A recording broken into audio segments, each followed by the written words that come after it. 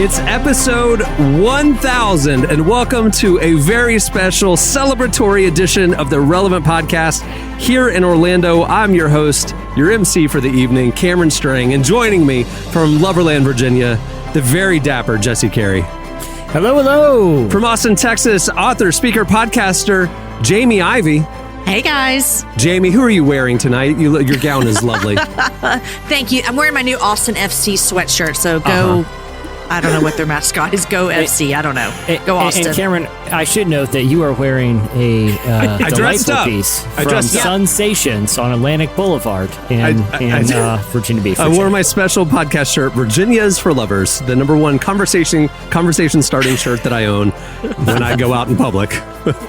Anyway, and from Nashville, Tennessee, he's back. Artist, producer, mogul, Derek Minor decided to show up for this special episode. Golly, first off, y'all know black people don't really be pulling up to work like that, bro. We call out sick and it just, we gone for a minute. So I had to get back to work, though. We got bills to pay, you know what I'm saying? So I'm here. You got remodels to pay for, so water damage to fix. I got water damage to fix. I got all kind of stuff, you know what I mean? So we missed you, man. We missed you, Derek. Man, I missed y'all, too. You know what I'm saying? You don't really know how much you miss people until you don't get to see them for almost a month. So I take all of my friends for granted until they die. That's kind of the way I live my life. Wow. Okay. Yeah. And then I'm like, man, I wish I spent more time with them. Well, same with grandparents, Hey, we need to fix that. That was a little dark. Yeah, that was. I'm gonna bring it back up. I'm gonna bring it back up for us. I just want to say, in this moment, I feel like I'm on the stage accepting an award. Yes. I would just like to say, this podcast was the very first podcast I ever listened to. And now, who would have ever thunk that here I am on the 1000th episode, getting to hang out with you guys every week for, I don't know, like a year and a half now. I'm excited. Thank you. And I just want to say, you know what I'm saying, as far as this podcast, I don't even listen to podcasts. This is like the only one that I listen to. But what I can say is, there's some things that you listen to and they entertain you. There's some things you listen to and they stretch you. There's some things that you listen to that they educate you. And I will say that this podcast has educated me on white people. I had no clue how cool y'all were. Like, you know what I mean? Like it's like the crazy stuff that Jesse pulls out from suburban Virginia. I just really enjoy. Wild country out here. I had no clue what was going on out there like that, but it's a beautiful thing. So I was going to say, Relevant, I love y'all. You know what I'm saying? Shout out to y'all. Man, I'll tell you, Jesse and I have been doing this since 2005. And over that time, we've had, seems like every few years we update the cast. There's a new dynamic and new energy. The staff evolves. This era is so much fun. You guys have brought so much to the show. Just your perspectives, your life experience, kind of where you're coming from, your heart. It's just even navigating the weird, tough last few years in society. You guys have been a steadying hand and you've contributed so much to the show. I just want to honor you and thank you for being part of this era of the show. And this episode, we're going to be looking back a lot, kind of celebrating a lot of the old school stories and guests and things that have happened along the way. But I just want to shine a light on the current era. We are having as much fun as we've ever had. And I look forward to this every week, hanging out with you guys. So thanks for being part of it. Me too. Cameron, we were talking yesterday afternoon about this episode. And we were talking about just some random stuff from the past that we were see if we can incorporate. And I was thinking, how much of my adult life has been spent on a microphone ranting about nonsense, arguably making the world much, much dumber. And, dude, have you thought about this? The eternal record of this, your ancestors of yours will have access to this content. I know. Well, that's I've thought about that too, because this podcast is responsible for the very little digital presence of mine, a fingerprint that's on the internet is thanks to this podcast and all of the dumb adjacent stuff with this podcast. One day when my son and daughter are of age and they're like, man, I want to learn about my dad, who he was, and they're going to Google me. And thanks to this podcast, a raving lunatic. Yeah, they're like, one time my dad trolled Nickelback, and then I mean that's the first thing that comes up thanks to this podcast, and it probably will forever. I don't see publicity stunts going any better than that one. But then just the if they were to look at my name on Twitter, it's mostly people sending me inside jokes, and I feel like my primary impact on civilization has just been insane rants on this show. So thank you for the opportunity to seal my legacy. So for longtime listeners, we've got a lot for you coming up. I'll give you all a show overview here in a second. But for new listeners who don't know that first decade of the show, you're not going to be lost. It's not going to be a bunch of inside jokes that you've never heard of. We're gonna bring you in the fold. We're gonna tell you about some of the history, some of the journey. We have a lot planned for this show. If you can tell by the timestamp, we got a lot to cover. We have a special slices segment coming up where not only are we going to bring you normal slices, things happening this week, but we're going back and we're doing some all-time slices, some stories that really popped over the years, and we're doing a Where Are They Now? We're going to bring you up to speed on some of the stories that got us talking over the years.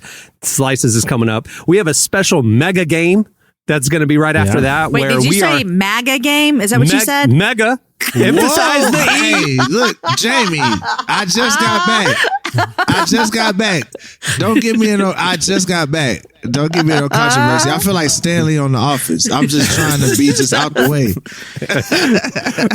So the mega game is we basically went back into the archives and we grabbed a round of some of the iconic games over the years in the different eras. And we're going to do like one round of each game. Back to back.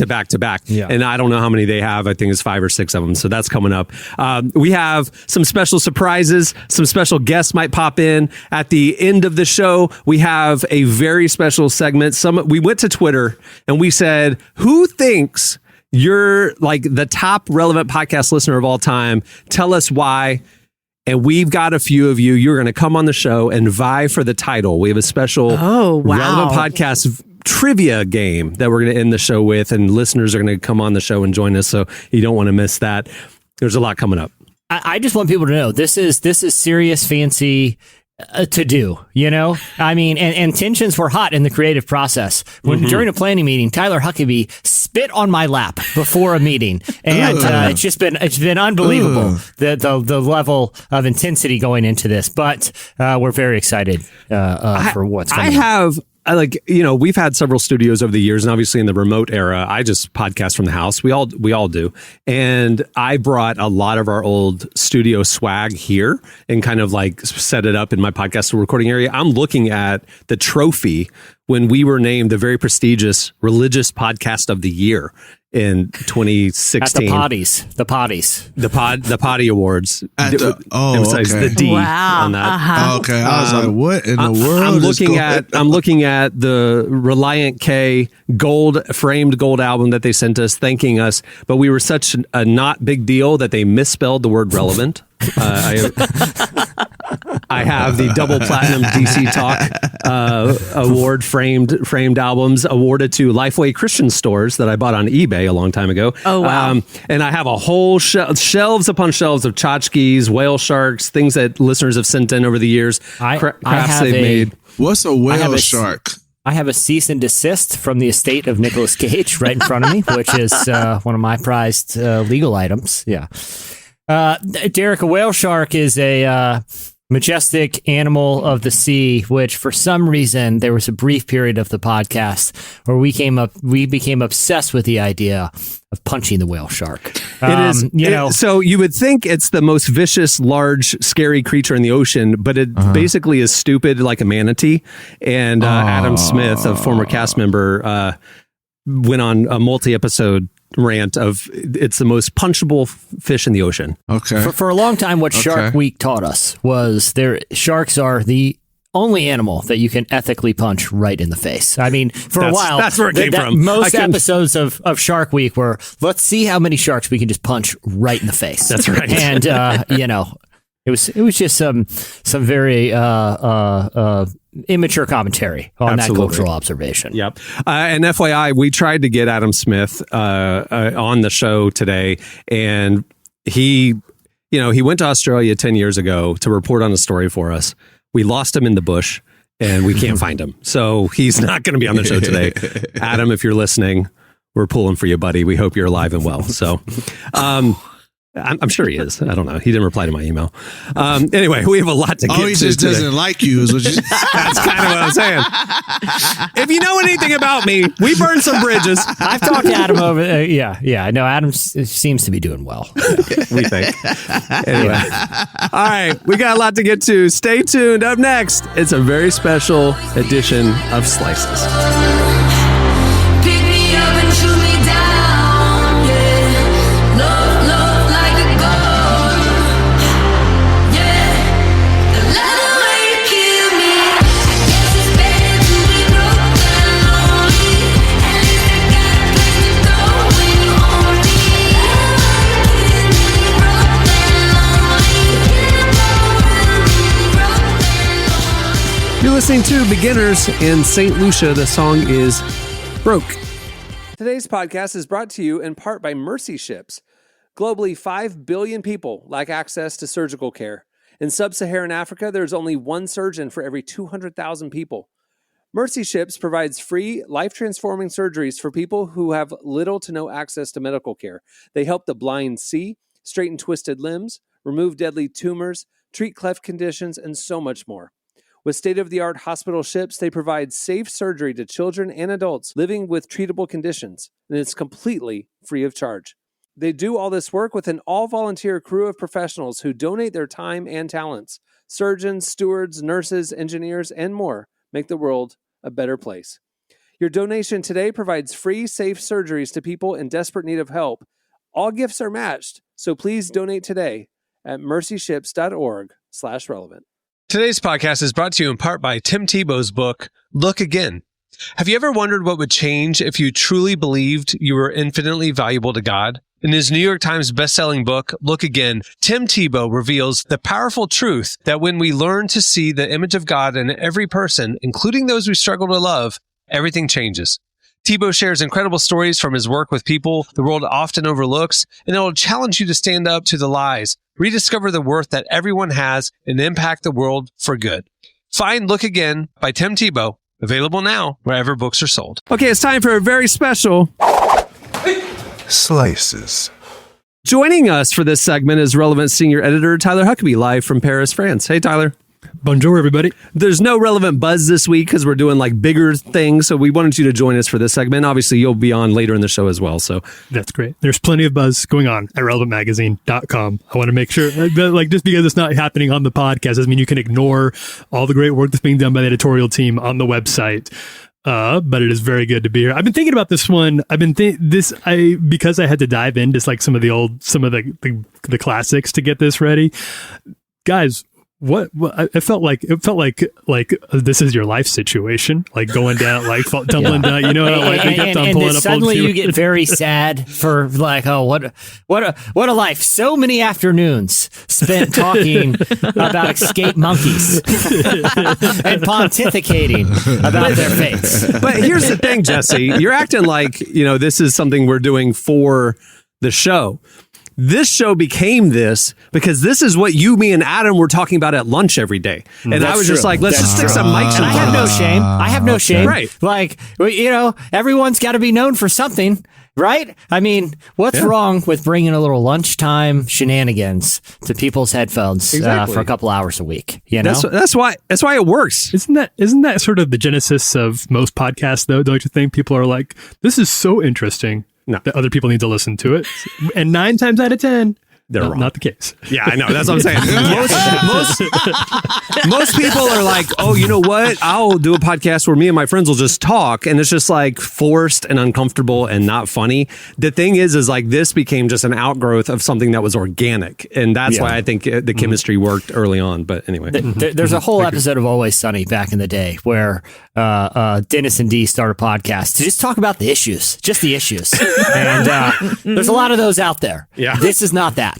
This is there. We try to avoid the issues actively whenever we can. Studious. We lost a lot of listeners in 2020 because we didn't avoid the issues well enough. Right. But it's all right. Sheesh. Yeah, we did, man. Numbers dropped during that era, but it's okay. We got them back. All right. So special slices. Normally, this is where I'd go, what do you have, Jesse? And he would kick us off. But we have a special slice to end this segment that Jesse's going to come in. He's batting cleanup. He's going to take us home. So we want to let him go last. So kicking things off, Tyler, we'll start with you. Tell us one of these all-time slices and then give us the update of what's going on now. Okay, so the slice that I'm bringing, and this was, I don't remember what the first slice I ever wrote for Relevant is. That's been lost to time.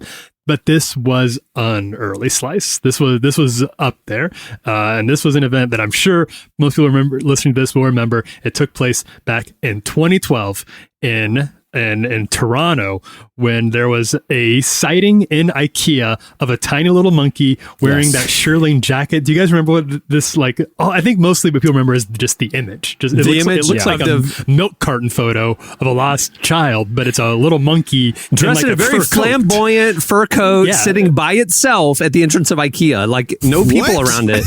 I do not remember this. Jesse, you remember it. What the heck? This is hilarious. It's seared into my head forever. If you Google IKEA monkey, the image will instantly pop up. I'm on it right now. There he is. There he is. Fancy coat. Wow. Yeah. I think partly it's because it's such, it's so like such an analogy for, people at a certain stage of life, like you get all dressed up and suddenly, you're 1 minute, your life is you're strolling through IKEA in a rad fur coat. The next thing you're standing in the door alone and everyone's laughing at you. That's just how life is. And I feel like this little guy really like put that feeling into an image. And Tyler, I am thrilled to hear an update. Please tell me that he is out there living his best life with a whole closet full of furs. His little fancy pants. Yeah. His little fancy coat. Tell me he's like a manager of a Burlington coat factory. Please. Okay, so little dude has so we'll walk through. So little dude has had some ups and downs since then. Now IKEA monkey has a name. The IKEA monkey's actual name given to him by his at the time owner was Darwin. Okay, and Darwin had been recently acquired at that point. He was, as you can tell in the photo, he was a baby monkey. This was a very new purchase because he was a very new monkey. It sounds like, and this isn't totally confirmed, but it sounds like Darwin may not have been purchased through entirely legal means by his owner at the time. But he was being kept in. A clear violation of monkey law, which we're all familiar with. The owner should have been well versed in monkey commerce law, and this is totally on them. That is true. It was a rich Canadian, a person in Toronto who I guess got the monkey in Montreal. That's all I could find. How rich could they be if they're still shopping at IKEA? You're not doing DIY cabinets. He got a custom coat nice for his dupes. little monkey. Yeah. They got some nice duplicates at IKEA too. Yeah. I think after that, he probably burned himself out. Like he exhausted his savings on monkey coats, and all he had left, the only thing left was to get a bunch of white furniture you have to put together yourself from IKEA, which is why he was in there. Left the monkey in the car, went inside. Somehow the monkey, a little trickster, he's a little mischievous. Escaped and went after the owner. Yeah, this is what happened. Escaped and went after the owner into the car. This is how the monkey went into IKEA? Exactly. I thought the monkey was not supposed to be in there. So wait, you said they left the monkey in the car? He left the monkey in the car and the monkey escaped. I don't think he wanted anybody to even know that he had the monkey because you need to get like a license for like an exotic animal. I think we're burying the lead a little bit here. This is awful. When was the coat acquired? Was it post escape or was he wearing the coat in the car? Was that ever determined? If you're living in Canada, you're leaving your monkey in the car. You need to keep it warm. You're gonna give it a little fur coat. Yeah, I think so. Hey, I feel like he just grabbed his coat and said, "I'm sick of this," and went inside. Did he find like an American Girl doll store and just find the little coat rack and just grabbed one and then was like, all right, like in Toy Story, just got dressed up as something. He's like, look, I'm a tiny monkey. illegally acquired now in Canada. I can't just wander into an IKEA. I have to have a disguise. I have to look normal here. I don't want to draw attention to myself. I have to have some apparel here that people think that is just a tiny, tiny, strange-looking human, that wants to go get a new bookshelf for their office. Why I picture this monkey walking down the aisle like Hacksaw Jim Duggan, just mad. Talking about you got me out here butt naked in the car. I don't got no coat or nothing. Just hops out the car, walks in, he grabs his owner by the ear and just pulls him Let's get some into the car. meatballs. I literally thought this whole thing was just like one of those crazy pet owners that like bring their little dog in their purse or whatever. I thought it was like a crazy monkey owner brought the monkey into the store, and like this was kind of like not a staged photo op, but just like it's kind of like the owner was just off camera, but.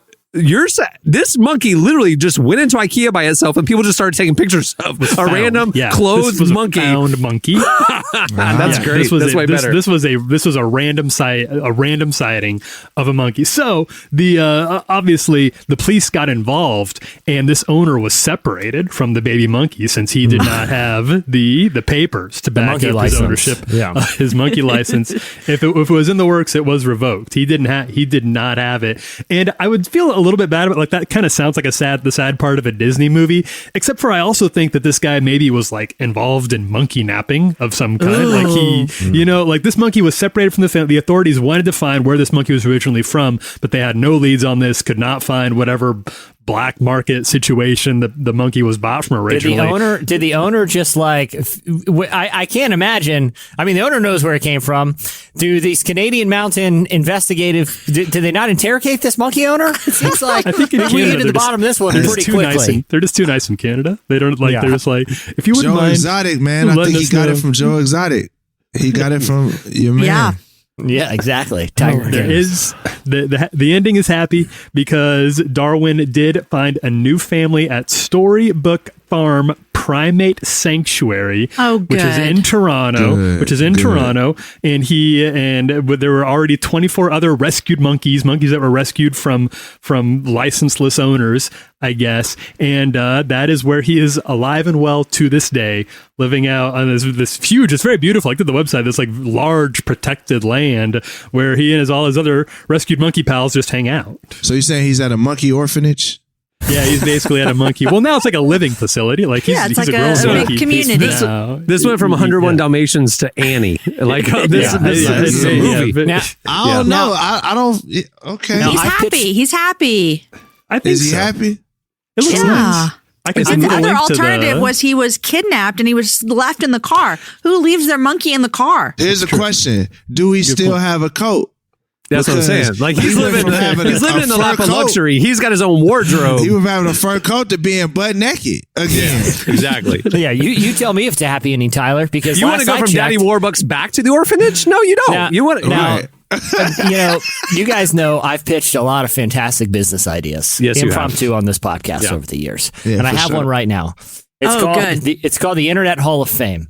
And as people move into the funny animal pictures wing, there will be a tiny fur coat on a coat hanger, the actual fur coat that belonged to Darwin. And you can go look at it as you walk down the wing of the Internet Hall of Fame, where that it's just full of funny animals. You know, that little piano that cat played back like in the first YouTube video, that's in there. It's that kind of stuff you will find in the wing, including the coat on a tiny little hanger. I like it. That's good. All right, so the update's a happy one. That's a good one. All right, Jamie, what's your slice and what's going on now? I'm happy for Darwin, by the way. I am too. Yes. Okay, so this is my slice, and I don't remember when this happened or when you guys talked about it. So I want you to give me a little update on this. Well, I'll give you the update, but you guys remember when it was talked about. In March of 2016, a British poll was launched to name the 200 million polar scientific research ship being constructed in the Camel Laird shipyard in Birkenhead for the UK's Natural Environment Research Council. It's a big thing, but they're going to name this ship. Okay, here's what was reported on in March of 2016. The name Bodie McBoatface nearly swept the vote, easily winning the poll. So I think that's the slice that was brought. You guys remember this? Oh yeah, it took over the internet. Bodie The British government. Are y'all on? I never heard that name in my life. What is Bodie McBoatface was huge. Oh, it was huge. The British government wanted to evoke public interest in this new project, so they said, we're going to do a poll where you can nominate the name of the boat, and the internet swarmed and named it Bodie McBoatface. At the Internet Hall of Fame Museum, Bodie McBoatface will be docked outside, just like that boat at the Naval Museum we went to, Cameron. And you can go tour Bodie McBoatface. Yeah, no question. The tour entirely consists of going to look at just saying Bodie McBoatface on the outside, because that's the only relevant detail to the Internet Hall of Fame. And then you'll be escorted off the ship into the trampoline section of the Internet Hall of Fame, where famous trampolines from hilarious YouTube videos of people getting hurt are all located. I just wonder when they're doing this and they're in the little room and they're like, hey, let's let the people vote. Let's let them throw out. If they ever would have imagined Bodie McBoatface sweeping and winning the poll. No, that's on them. They need That's to on think them. through I all the agree. That's on them. possibilities. Not our Hold fault. on, what year was this? What year was this? 'Cause this problem. is 2016. It was 2016. This is kind of before the internet was like crazy mean. Like, you know what I'm saying? Like, it was kind of like, you know, this might have been pre the Jordan meme. You know what I'm saying? Before Jordan was crying. I don't know. Is it pre Jordan meme? Yeah, it's pre Jordan meme, I think. All right. This is just what Jordan, I would like so- to say as a parent who is asking their children to do things all the time. I'm going to let the UK Natural Environment Research Council know that when you want someone to pick something, you just give them 3 options. Like give them 3. Don't let them say you can do whatever you want. You have this is your 3 options. So here we go. Here's the update. All right. Alas, Joe Johnson, the Minister for Universities and Science, announced that the British Navy would not be using the suggestion. Come on. Cowards. Why The not? spoke, and they said no. Instead, Democracy was under threat. In 2016, the writing was on the wall. there it is. Instead, the ship would be named. This is so lame compared to Bodie McBoatface. They named it Sir David Attenborough. Boo. Boom. Yep. The guy who does Oh. the Planet Earth voiceover guy. He's like 1,000 Netflix documentaries that are like 5 hours long of just like static shots of him pontificating about the migration habits of penguins. Not enough, David Attenborough. We can't have one boat without you slapping your name on it. I get all you've done for conservation and education. You've got tons of specials with your name all over it. Okay? Give us one boat. Anyway, continue, Jamie. I'm sorry. I would like to also say that his name came in 4th in the poll. So they were also 4th behind So Bodie they picked the McBoatface. loser? There were 2 others. He was the 4th runner-up. But anyhow, the name Bodie McBoatface was instead assigned to one of the submersibles deployed aboard the RRS, Sir David Attenborough instead. They described it, this is so British, they described it as an elegant compromise. But is what happened. But it isn't. A submersible is a little tiny submarine. That's not a boat. That was not the vote. That's not a boat. It's a breach of contract. Why don't they just go find the Magna Carta and tear it up? All right. That's a good update. Okay, Derek, what's your slice? All right, so in 2005, a burglar made off with one of the 4 existing pairs of Dorothy's ruby slippers in Wizard of Oz. So the Julie Garland Museum in Grand Rapids, located where she was born, where she lived at as a kid, was the scene of the crime. So the trail had went cold. They didn't know where it was at. In 2015, police commemorate the anniversary of the burglary, offering $1 million reward for information the that ruby led to the slipper. return. Yes. If you had information that led to the return of the slipper, What? you get $1 million, baby. Wow. So that was, What's that's the crazy. update? I'm gonna tell you right now. Wait, that's the update? That was the Is story at the time. That was the that's story at the 2005. time. Yeah. So Okay. I'm gonna tell you right now, I'll be sending in tips every week. You know what I'm saying? You never I was know. at TJ Maxx. They gotta I be think somewhere. Hey, did you? My neighbor looks a little shifty. You might want to go visit his house. Right, You know, wanna go just- check yeah. him You out. guys checked the storage closet there at the museum? Because there you get $1 million, right? Yeah. Okay, so 2015 reward is offered. What happened? Right. So after in that? 2018, police announced that they had a lead in the case. Now they said our department has chased down every lead. So let me let you hear some of the leads. Okay. Before they got this great lead, here's some of the leads. They said it was nailed to a wall in a roadside diner in Missouri.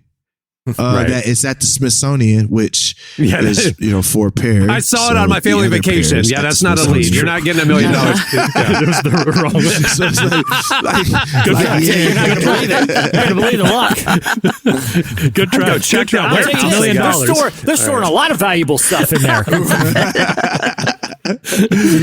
then the last one, this one is awesome. This one girl says she was with her boyfriend when he threw him into a water-filled iron ore pit. So clearly lying, just being a jerk. But anyway, they believe that this one lead that they had was actually a good one. So here's the catch: they found the slippers. Recovered them, found them. They're back in the Julie Garland Museum. Here's the deal, though. The police will not tell us who stole the slippers. What? Yes, they won't This tell us. shady. Yeah, so they're like, while the case has been technically solved, actually details remain unknown to the public, yada, yada, yada. But yeah, we don't know who stole them. Well, they may know, but they won't tell. So I have a philosophy. I think it's the people from Hobby Lobby. I ain't gonna even lie, because they've been out here running it up. And look, I bet you this Sounds like an inside job. Yeah. This sounds like an inside Yeah. job. This sounds like internal affairs. It sounds very Yeah, inside I job. think it's the cops. Yeah, for real. They're like, yeah. It was weird. I looked it up because doing the research on that one was a little bit bizarre. I did not like the people are super upset in Grand Rapids around this whole thing because they had this big they're back. They're returned. We got them back where they belong. And then they're like, and then police will say nothing about what actually happened, like how they were actually returned them. Which makes me think That's inside job shady. for sure. Yeah, Inside job. Something doesn't add up. Something It's doesn't add either up. that or the people that's over Amway, because they run Grand Rapids. Hey, they own the Magic too, so back off of them. So we love the DeVosses. Hey, We love the it DeVosses. was probably in Orlando. Fine, I had it. Okay. All right. So that's right. Jesse, what is your slice and what's the update? All right. So in 2005, a high school pastor named Blake Bergstrom achieved the best and worst kind of internet viral fame when recapping a previous lesson for his students. You know what? Actually, instead of me describing it, here is a clip of that famous We incident. were talking about Sodom and Gomorrah. And we were talking about how Lot chose to go pinch his tits.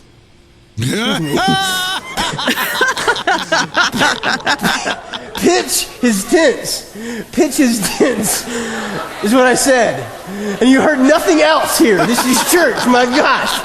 So he was pitching his tents close to Sodom and Gomorrah. And so what happened was, when he did that, he was getting too close to evil. And what I was challenging you guys to not do was to pick friends that were going to lead you to... Man, stop laughing! All right? Man! Am I red right now? Holy cow! Allie, I hope this isn't on videotape, because I have no job now. So, Oh my gosh.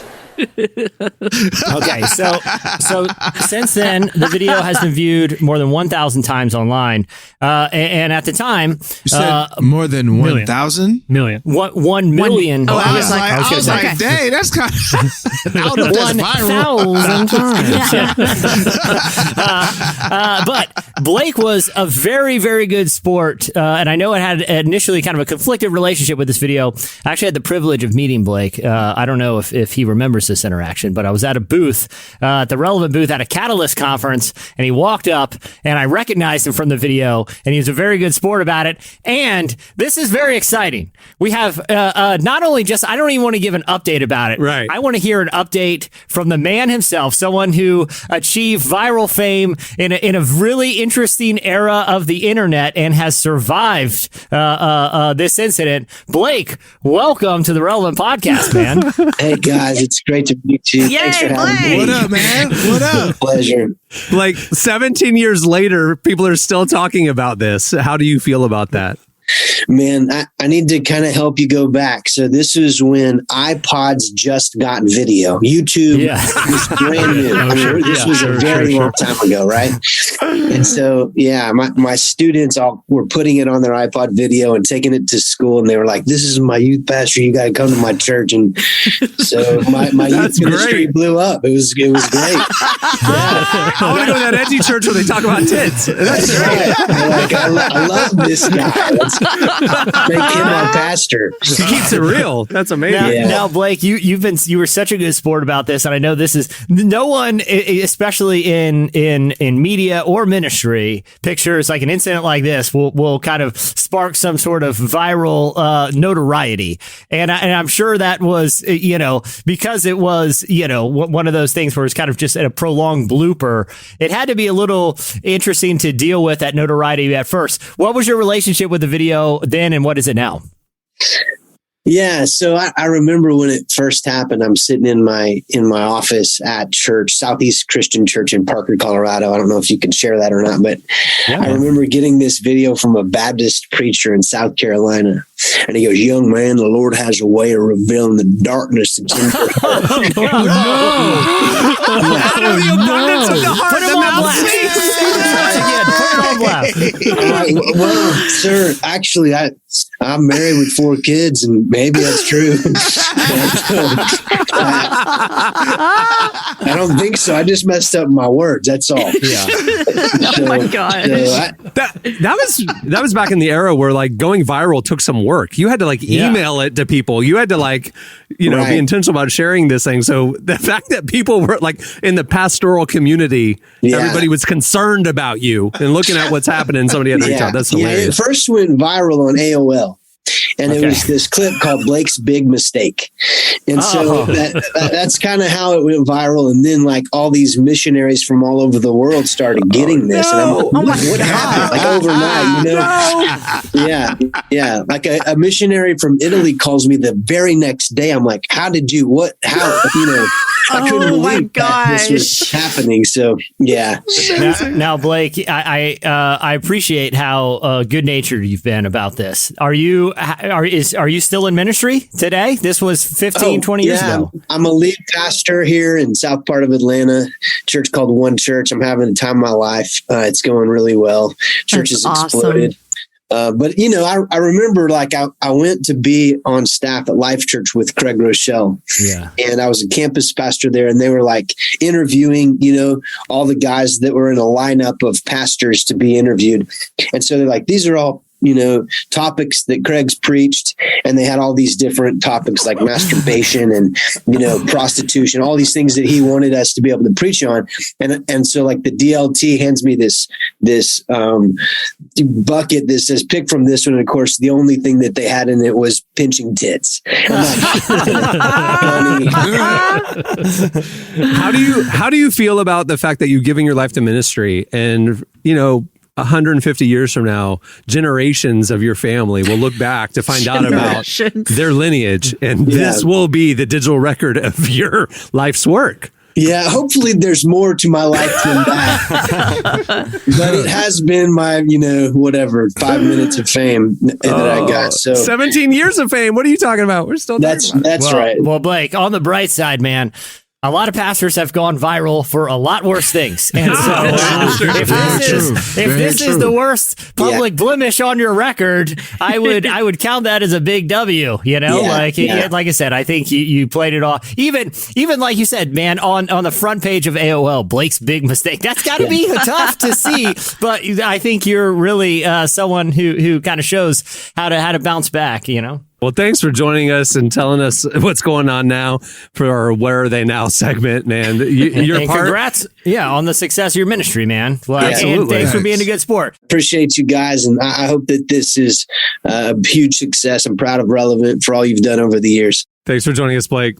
All right, well, that'll do it for our very special edition of Slices. Stay tuned. Up next, it's our mega game.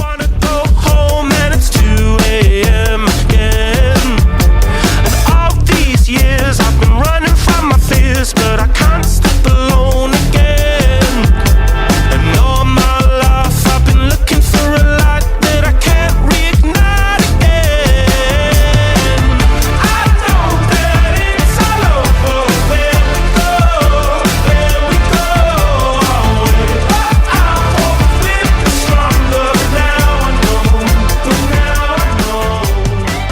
You're listening to Foles. The song is 2 a.m. Today's podcast is brought to you in part by John Mark Comer's book, Garden City, a book that speaks to the tension we all feel between work, rest, and purpose. The New York Times bestselling author John Mark Comer takes us to the scriptures to identify what it really means to be human and flips the script on the idea that who you are matters, not what you do. He shows that God created us for meaningful work and meaningful rest. Both matter. This book helps you ask and answer the big questions. Does God care where I work? Is there a direction for my life? So you can discern God's heart for your calling, your rhythms, and the way His Spirit wants to shape every part of your life. If you're longing for purpose and a more grounded way to live, check out the new hardcover edition of Garden City wherever books are sold. Well, today's show is brought to you in part by the new book, God, the Science, the Evidence. We talk a lot about faith, but how often do we talk about science in the same breath? You might be surprised to discover just how deeply the two actually agree. For centuries, science has been used to dismiss the idea of God, but today an intellectual revolution is underway. Modern discoveries in physics, cosmology, and biology are consistently revealing the same truth: creation isn't an accident. That profound reversal is what engineers Michel-Yves Bolloré and Olivier Bonassi investigate in their international bestseller, God, the Science, the Evidence. This book is a rigorous, evidence-based critique of materialism, inviting you to explore over a dozen scientific, philosophical, and historical domains. It shows that what was once seemed impossible, that science could point to a creator, is now supported by a vast and convergent body of evidence. With over 400,000 copies sold in Europe, this book is sparking a global debate. It's thoughtful, fascinating, and a powerful reminder that reason itself affirms the existence of God. Learn more and find out where you can purchase your copy today by visiting godthesciencetheevidence.com. Today's podcast is brought to you in part by Erwin McManus's book, The Barbarian Way. Some books don't just inspire you, they confront you. The Barbarian Way, now celebrating its 20th anniversary, is one of those books. If you felt the pull of God towards something deeper and wilder than the safe, predictable version of faith that we settle for, McManus reminds us that following Jesus was never meant to be tame. It's meant to awaken courage, passion, and purpose God placed inside us. He draws from the wild stories of Abel, Noah, Moses, Rahab, and others to remind us that following God wasn't meant to be tame. Safe faith isn't working. Step into the story God is writing for you. Choose passion, choose boldness, choose the Barbarian Way. Available now wherever books are sold. Okay, it's time for Mega Game. Yes, this is a game of games. Like I told you at the beginning of the show, what we're doing is pulling from a bunch of different games over the years, games that this cast has not played. So these are actual rounds from old games. So these, if you wanted to cheat, and if you've listened to 1,000 episodes, you may know the answers to these. Oh, wow. But we are just pulling some old rounds of games, and we're going to go round by round. Is going to be different games from our history. So Tyler is still on with us. Hey, man. Hey. Okay, so for the first round of the game, we are going with our game from episode 596 called IMDb Easter Egg Hunt. Okay, so here we go. First round. Jesse, you're up first. All right. You know him best as the father figure in the classic Christian coming-of-age show McGee and Me, but which long-running CBS crime series did Terry Bozeman also appear in? Was it A, CSI, or B, Nash Bridges? Back then, we only gave two options, I guess. Yeah, well, 50-50. I kind of feel like Nash Bridges is more on brand for this individual, and I'm going to go with that. The correct answer was CSI. You get no points. Here we go. Oh, man. Hey, from McGee and Me to CSI. I mean, that's a pretty good career. I think you wrote this one, Jesse. I'm pretty certain I did. You can, yeah. I'm Surprisingly, 90% my sure. memory doesn't have that. I can't, Tyler. I don't even know where my car keys are at the moment. This was a You while think ago. I remember the answer to a question I wrote 20 years ago? We're on episode 1000. This was episode 596. This was a while back. And Jesse wrote every game until the Tyler era in the last 2 years. True. So, yeah. True. So this is all Jesse. Okay, Jamie, you're up. You know him from the TV Growing Pains and faith-based classics like Fireproof and Saving Christmas. But which ABC after-school special did Kirk Cameron also appear in? Was it A, Andrea's Choice, A Hitchhiking Tragedy, or B, My Dad Can't Be Crazy? Can he? Ooh, scary. I think that they were trying to educate us all about hitchhiking. So I'm going to go with Andrea on The Hitchhiker. That is absolutely correct. Ding, ding, I ding. want to see both of those films, by the way. By the title alone, it's like, I'd watch it. You wrote it. You wrote the title. If that came up on Netflix, like, You're in. It's just the thumbnail. I'm like, all right, well, give this a whirl. Sounds kind of weird. I think it's important to note that the actual title is "My Dad Can't Be Crazy." ... Can he? I'm saying, That feels you like see a that- real. The ellipsis really adds a lot of intrigue. If you see that up on a Netflix thumbnail and you just see like half of Kirk Cameron's face and the other part is in a shadow, you're like, oh, that looks like the next big true crime thing. Let's watch it. Fire it up. All right, Derek, you're up. You know him best as the crackdown law enforcer in movies like Point Break and Lethal Weapon, but which straight-to-DVD horror movie did Gary Busey also appear in? Was it A, the ventriloquist, or B, the ginger dead man? The ventriloquist. That's incorrect. The ginger dead man was the I've actually watched it. I've seen it. I've never seen it. That was one I did have to watch. Tyler, you're keeping score after one round. Who's in the lead? Yep. Right now, the only person with points on the board is Jamie. All right. Round 2, 2 points each. The game is indie rock band or firework. Specifically, this is from episode 619. Is this name that I'm going to give you the name of a indie band, a rock band, or a firework? Jesse, you're up first. Electric Jellyfish. Man, I wrote this for many years, and I should know, but I'm going to say that's a firework. That is correct. Oh, good job. Jamie. Willow Among the Palms. Willow Among the Palms. Is that an indie band or a firework? I feel like it's an indie band. It's a firework. Derek. Horse feathers.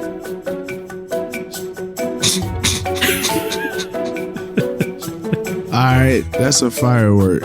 It's an indie band. All right, we're going to keep this one going. Jesse, Saturn Battery. Indie band. Firework. Jamie, Atomica Afterglow. Indie band. Firework. Derek, this is all one word. Serpent with feet. Serpent with feet, one word. Firework. Indie band. All right, I'm going to cornerstone lineup of that year. Yeah. I'm gonna give you a redemption round of the same game. Here we go, Jesse. Rolling Blackout Coastal Fever. Rolling Blackout Coastal Fever. Indie band. Correct. Jamie, Large Happy Planet. Indie band. Firework. Derek, Gender Reveal.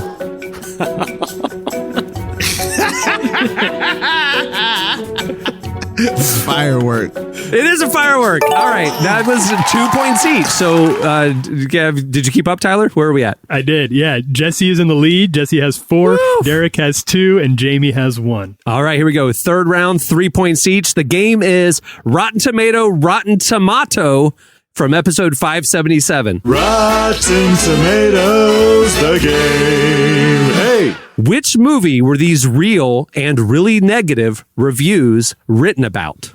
Rotten Tomato, episode 577. Jesse, you're up. This is the review.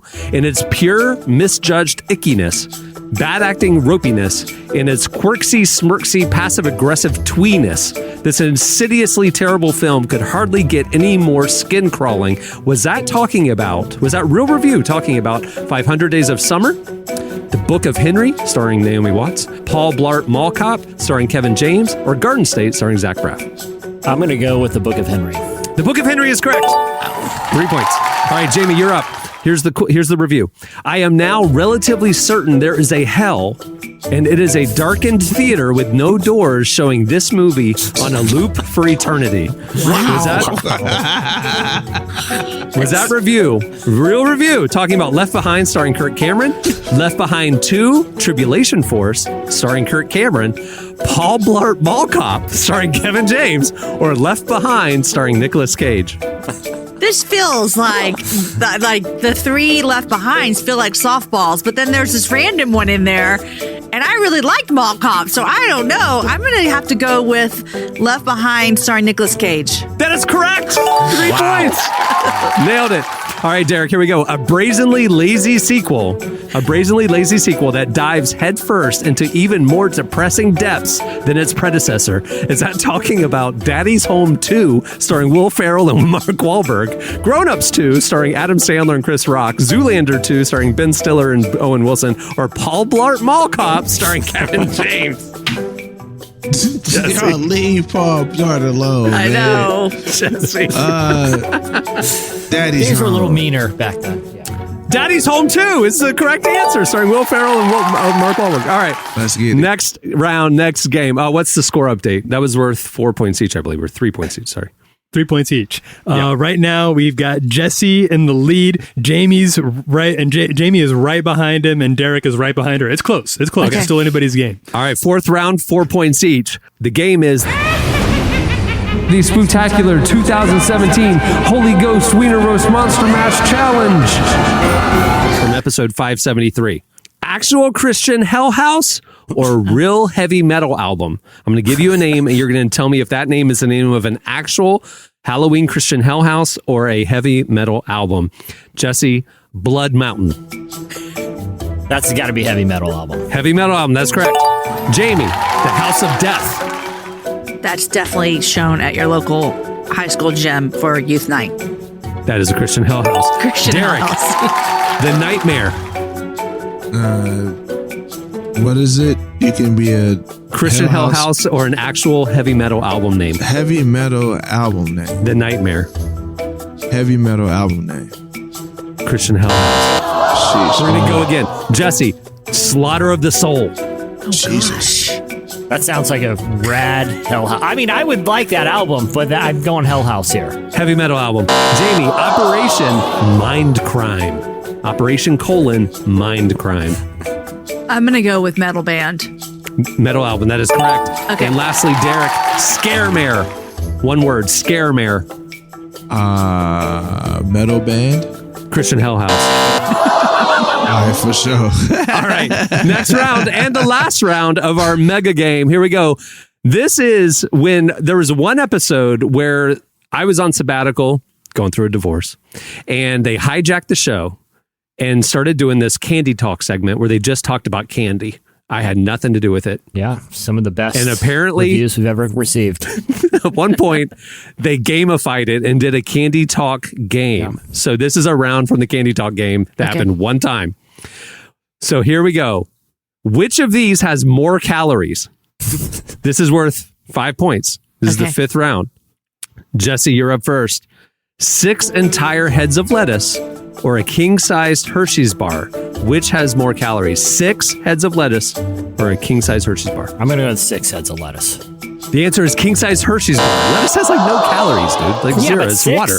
It's water. I It's mean, water. it's physically Literally possible. water. I could drink a swimming pool of water and it would have fewer calories. It's literally water. than Think about a eating Hershey's bar. 6. Yeah. It's All right. water. It's literally Jamie. water. It's weird, man. Jamie, 38 pieces of candy corn or 4 entire ears of corn.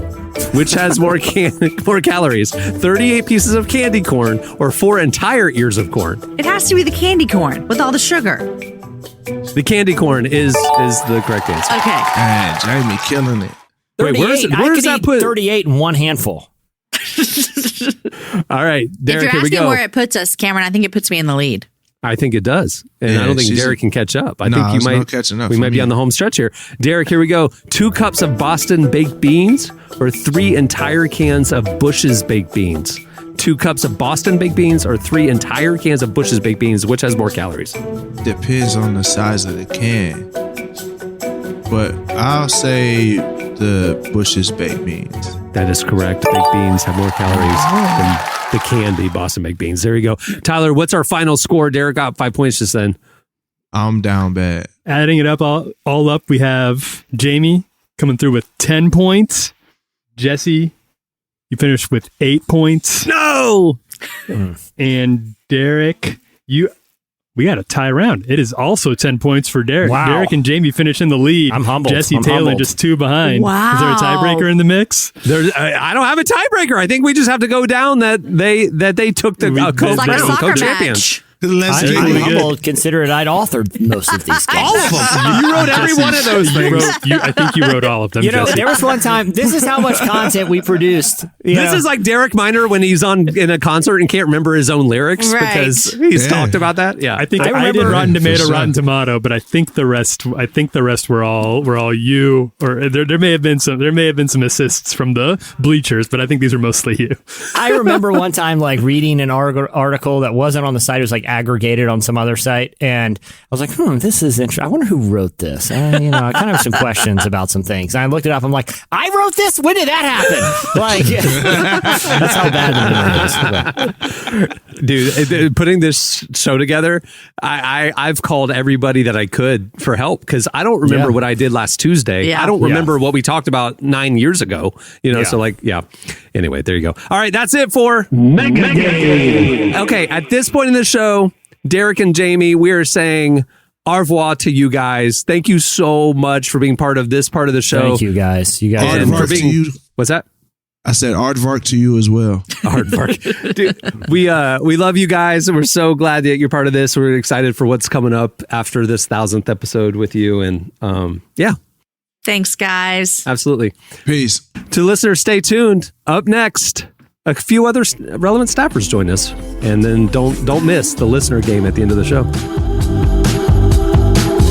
As a river flows on constantly, time will never wait as seasons change. I won't leave it to fade as seasons change. I've seen it all before, instead of think twice. Rivers cold enough as you hold tight. No reason to trust. With pleasure in mind, you told me once, you know better than to waste time. As a river flows on. You're listening to More and More. The song is Seasons Change. Well, I mentioned earlier that Jamie and Derek were transitioning off, and joining us right now, downtown, Emily Brown. Hey, Emily. Hi, guys. And our very own Gabrielle Griffin. Hi, guys. Hi. All right. So you guys know, coming up, the next segment we have is our Listener of the Decade competition. And we have some very special listeners who put themselves into the running that are going to join us for a show trivia game. You guys can stick around for that. But before we get to that, I noticed something on Twitter over the last few days as we were priming the pump with our listeners about this show. I guess it was last week, Emily, from the Relevant Podcast Twitter account, you tweeted just like, hey, have you been listening for a while? Tell us some of your favorite moments. And what ended up happening in the replies was an unending list of Jesse's stories. That's basically all it was. I'm literally scrolling page after page after page right now in a Google Doc. I mean, we've never gotten so much feedback in our life. And it's all Jesse's stories. We had a segment. This is not surprising. We had a segment for years where Kara Davis, who is our editorial director for a very, very long time and a member of this cast, would pull these stories out of Jesse. And it got to be such a regular occurrence. We made a jingle for it, and we actually called it Story Time with Uncle Jesse. And Jesse would tell us random college stories and things like that. And I was realizing that there's so many listeners who have started listening in the last 10 years that missed so many of those stories from the first 10 years, some of those classic stories. And I have a loose framework for how I think this is going to go. But Jesse, what I'm going to do is I'm going to read some of these tweets, some of these things that are going to jog your memory on some of these stories. And if you feel inclined to bring the cast up to speed or current listeners up to speed or kind of give a recap of some of these stories, I think that could be a fun way to kind of remember the journey we've all been on together. I definitely have one that I need to hear about because when I was looking through the tweets, it came up so much and I need to know it. It's you fell out of a bunk bed. That's like the gist of what I got. I mean, that is literally 70% of the feed. It's a classic. The no bunk bed offense, story. That does not sound funny to me, but so I feel like I'm missing a key part of the story that makes it so memorable because you're missing Jesse. Exactly. You're Who missing among us Jesse's hasn't pizzazz. fallen out of a bed before? So something else happened here. Thankfully, Emily, it could have been a sad story. Average bunk bed falls often end in tragedy, or at least a sprained bump on arm, the which head. almost happened to me. Luckily, there was a full-grown man to break my fall on the floor Oh, below me. Oh, my that is what I was missing. So briefly, because I have told this story before, but yeah, I was visiting some friends. I was in high school, and some friends of mine were, and I'll name drop the place. It was Elam Bible Institute, because I've looked for the victim of this incident for many years to no avail. We know. And anyways, everyone there is very kind, right? It's Bible school. These are seminary students. And my two friends, I was not permitted to stay in their rooms. Neither of them lasted very long at Elam for various behavioral issues. And at this time, they weren't even permitted to leave their room. And they were certainly not going to have a friend from out of town come and stay with them because of some incidents that had transpired in the seminary dorms. So I had to stay in the room of a stranger on my campus visit. And, but everyone there, like I said, is very selfless. They're really putting into practice what they learn at Bible school. And this guy who I'd never met, he... when I met him in the afternoon, he was very insistent that I take his bed. He was like, no, you're a guest in our room. I want you to take the bed. I will sleep on the floor. And they're Good pretty Bible tight student. rooms. I also could tell, he actually thought I was interested in attending the seminary, which I had pretty much zero interest in. And he was really wanting me to hang out that day, Yeah. But anyway, I had buddies there and I was not there to check out the campus. So I didn't make it back to his room till very late at night. And at this point, he's already sleeping. And he's already sleeping on the floor, just like he said. He has a roommate on his bottom bunk. So I kind of Mission Impossibled it to the top of the bunk in silence to not wake my host. And, they don't even know. Like I said, I could already tell that they were a little disappointed that I didn't come and hang out with them or let them tell me all that the school had to offer. Nothing against Elam. I just wasn't planning on going to Bible school. Anyway, in the middle of the night, I've said this before, but I woke up in midair, literally in midair, face down, falling, not a dream. I've never fallen out of a normal size bed, much less a bunk bed, one time since or before. That was not a concern to me in any kind of way. And anyway, I landed cheek to cheek, face to face with this perfect stranger. And you got to remember, this guy's in a dead sleep. He is in as dead of a sleep as you can be. And I just remember him waking up going, had no idea. He doesn't even know if it was so great. I don't even know if to this day he knows if it was on purpose or not. For all he knows is he invited a psycho into his room and just body slammed him at 4 a.m. I was just going to say, he's a stranger, right? A total Complete stranger. Complete stranger. The fact that you went back to the place and actually stayed there that night when you didn't know these people, that cracks me in up. his own bed. And then but we're laying there face to face, and he's winded, and he's going trying to catch his breath. I would be too. I'd be terrified. And there was nothing else to say. I just said, "I'm sorry," and right in his ear, because my mouth is right next to his ear at this point. And I crawled up in bed and never saw him again. By the time I was pretty tired from the incident. By the time I woke up, he was gone, vanished to time. Never saw him again. I have so many follow-up As you questions, should. but I'll limit it to a few. Okay. The other roommate, did they ever wake up?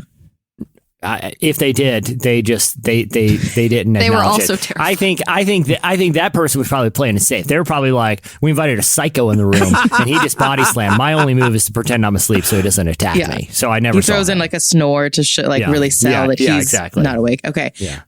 So did you say the full weekend? Because that would be 2 nights, not just one. Or did you just say the one night? I believe I moved off campus for the second night with a buddy in town. As you That should. seems like the best move. Yeah, never show face on campus again. Never, ever. I did go to the cafeteria the next day and he wasn't there. I did try to find him on campus, and I tried to find him years later by calling my buddies, and they had no idea how to find this. So the next morning when everyone's waking up, on a scale of 1 to 10, how awkward is it in the room? He wasn't there. He left. The incident I was very tired from, and I slept pretty late that morning, and they were both long gone. And again, never to see them again. That is just gold. Other stories people talk about, obviously all your UFO stuff. The Alan Jackson story. Oh yeah, this is my favorite Jesse story, I think. Oh, I've told this story, I've told this as in not my own, but my friend, you got to hear the story. And you really have to believe in a story to tell a friend's story. You have to know it delivers. Yeah. And this story does deliver. I actually can confirm this because I have the number of someone else involved in this. So I'm flying up to meet Cameron in Toronto. We're going to that's an irrelevant detail, but we're going to something. We're going to meet Tom Hanks. Remember? Yeah, for a story. So anyway, I'm flying through Charlotte. Is my layover. And it's an awkward time on a Saturday morning where, there's just not a lot to do, but it's a airport, mid-morning on a Saturday. So I find this bar that has college game day on. So I'm just going to saddle up right there and I will order a little breakfast, just kind of hang out for a little while, drink some coffee, wait for my flight. So anyway, I sit down. Next to me sits this dude who, he's wearing a cowboy hat, big guy, right? And we get to chit-chatting. I'm a very chatty person at the airport. I feel like I've made a lot of airport friends over No here. way. So we're chit-chatting, and, Jesse has made more airport friends than I have real friends. This is the truth. So I totally believe this. So he's telling me this incredible story. He's got this ranch up in Wyoming or whatever, and he seems like a really great guy. And he actually has concerts on his ranch to raise money for in need communities around the area. And he's telling me all about this, and he's like, and it just so happens he loves country music. And so he's like, part of it's just I really like country music. And he's like, but I've never got my favorite artist ever out there to sing, and that's Alan Jackson. He goes, so you ever listen to Alan Jackson? I'm like, I know his Jimmy. I know what's the Jimmy Buffett song? You're asking the wrong crowd. Either way, I know that song. And it's a song that makes light of a boat DUI, by the way. That's Alan Jackson's contribution with Jimmy. Tyler, can you look that up while I just... I got it. Boat DUI song. Or just go Jimmy Buffett, Alan Jackson. Anyway, so we're chit-chatting, and the guy actually tells me, he's like, hey, man, I actually sang an Alan Jackson song at my mother's funeral. He likes to sing country music. So we're sitting there, we're chopping it up, and... sure enough, another person comes and sits down next to him, and this guy's wearing a cowboy hat, and he's with he was presuming his wife. I'm thinking, he saw the cowboy hat. If two cowboy hats see each other in the airport, the cowboy hats migrate to each other. They're silent up. They're silent up. They're like company. Proverb. And so I see the guy next to me who's been very jovial at this point. I think his mimosa intake at that point was pretty high as well. That could have contributed to it. But anyway, he's getting pretty jovial, and he's talking, and he looks over at me, and I'm like, yeah, what's up? He goes, that's Alan Jackson. That is Alan Jackson. No it was way. Alan Jackson right there. Oh my goodness. And that's so insane. anyway, Alan Jackson looks at me and he goes, I'm wearing a Washington Nationals baseball hat, and Alan Jackson's from Georgia. And he's like, and I have no idea who he is. And he's just like, well, I had to sit here I saw a cowboy hat, had to take a seat. But unfortunately, we're with a Nationals fan over here. And so then we start talking baseball. Me, this guy, Alan Jackson, his wife, hung out for the next hour and just chopped it up. It was great. That's insane. Jesse, you're a good luck charm. You are literally a little good luck charm. Hey, I'll say this. Amazing. Alan Jackson, great guy. From my experience, which is limited, I'll let the boat DUI song, I'm not going to hold that against him, but great guy. It says it's 5:00 somewhere, I think is what it looked. You can set your watch by it. Like when Jesse and I end up at our final destination, we usually arrive within an hour of each other. So one of us is waiting for the other one. I get off the plane. Jesse's already there. You can set your clock that he had some story, some encounter that happened at the airport on his way to meet me. Like every trip, there's always something. Literally, I remember getting off at Toronto and you're like, yeah, I just hung out with Alan Jackson on my layover. I'm like, what? Like none of this ever makes sense. And so the cowboy dude, he's like, hey man, we got to exchange numbers in case anyone doesn't believe us about this story. And so and I was at the theater at the Tom Hanks Mr. Rogers screening. I said, Cameron, check this out. Yeah. And it was a text from the guy from the airport. And he texted me, he's like, brother, do you effing believe that happened? And I showed it to Cameron. I'm like, see, this is confirmation. Cool. Yeah. I was like, I don't believe it either, brother. And that's the last time I spoke to that guy. Jesse travels and walks, and when he's at his destination, he has now places to stay at various states around the country. He got invited to this guy's ranch. I mean, like Jesse makes friends everywhere he goes. It's really annoying. So anyway. Really annoying. There's a lot more stories. There's 17 years of stories that you guys are all wanting to tee up. But we got to move the show along because we have some listeners waiting in our waiting room to play a game to be named the Listener of the Decade. Stay tuned. You don't want to miss this one. Before it hates me. But it'll take me before I get the chance to dig in my teeth. I'm not afraid to see the bottom, 'cause I will, and I will. I'm not afraid, I know you're on it, 'cause I will, and I will. I'm not afraid. You're listening to Michelle. The song is The Bottom. Okay, we've been telling you about this all show. And so we went to Twitter and we just said, hey, listen, who has been listening the longest? Who's the OG of OGs? Who's the listener of the decade? Now, I don't know why I keep saying listener of the decade. This is our 1,000th episode. We've been doing it 17 years. But we asked you guys, tell us not only who thinks you're the listener of all time, but tell us why. And the team has selected 3 listeners to join us for this segment. And we're going to put them to the test to see, and we are going to crown the listener of the decade at the end of this segment. So joining us right now, please welcome to the show, Ben Stroop. You recognize him. He's been on the show before. Hey, Ben. Hello, folks. Ben, welcome. Ryan George, adventurer and author. Ryan George. In the house. Ryan, welcome, man. Good to be here. And Laura Faust. Hey, Laura. Hi, so good to be here. All right, we're gonna go. Let's get to know him. So, okay, Ben, where are you at right now? What are you doing? Tell us about yourself. I am in Richmond, Kentucky. I'm the lead pastor of a local church here. Not an international church there. It's local. Local, yeah, not international. Worldwide. One day. Right, yeah. You need to move to Miami, launch a worldwide internet, Mr. International. All right, Ryan George, tell us about yourself. Where are you from? Yeah, so I am reporting live from the Pillow Pit in my office. I'm a virtual assistant. I live in the Blue Ridge Mountains of Virginia, Loverland, Virginia. Nice. Oh, nice. Oh, right on. Oh. God's country. Local. God's country. Yes. Virginia is for You're lovers. wearing your Virginia's for lovers shirt. Yeah, Virginia is for lovers. New tagline, and lovers the Commonwealth only. is well represented today. Yes. I moved here 20 years ago this month. Oh, wow. that's awesome. There you go. Man. And Laura, tell us about yourself, where you're from. Hi, my name's Laura, and I'm from Kansas City, Missouri. I am in digital media for a local ad agency. Very nice. Cool. Very cool. All right. And so, Emily, are you the one who selected these 3 lovely listeners to join us? And what were the criteria that caught your eye that made you bring them on? Laura said she's listened to every episode. Wow. And so, Okay, I have a question, Laura, we love you. Hold on. Including those 10 terrible ones before we figured out what a podcast was? The very first 10? You've heard all of them? Oh my goodness. I had to go back and listen to them just so I could say, yes, I've listened to them. You're a all. completionist. I appreciate the dedication. Laura, I'm very impressed by that feat. That is something I have not no listened to single every person should be subjected to. I haven't listened to all 1,000. I had 2 sabbaticals that I missed. So, wow. I can't explain it. So I just funny. keep coming back for more. Well, we love that you're here. Yeah, we really appreciate the support over the years and are excited that you're joining us. All right, Emily, what caught your eye about Ben? What was his reasoning? What didn't catch her eye about Ben? That's right. Bold answer. Friend of the pod.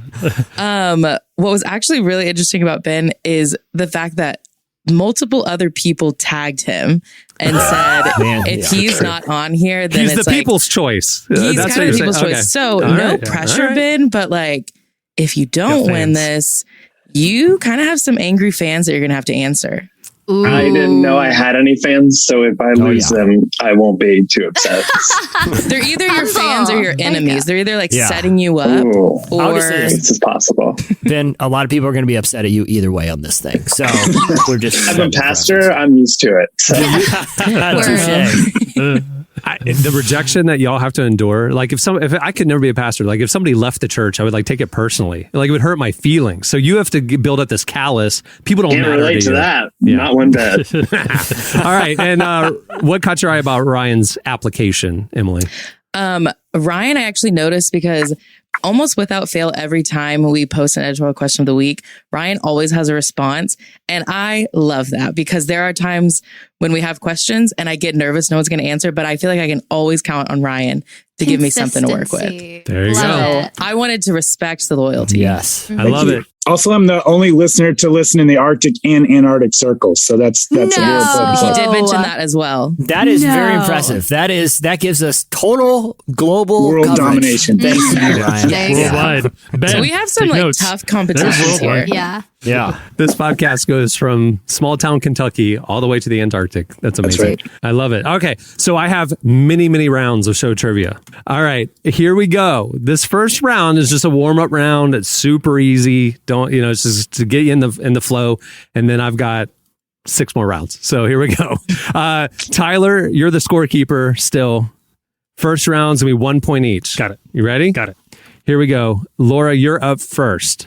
Okay. What year did the Relevant Podcast debut?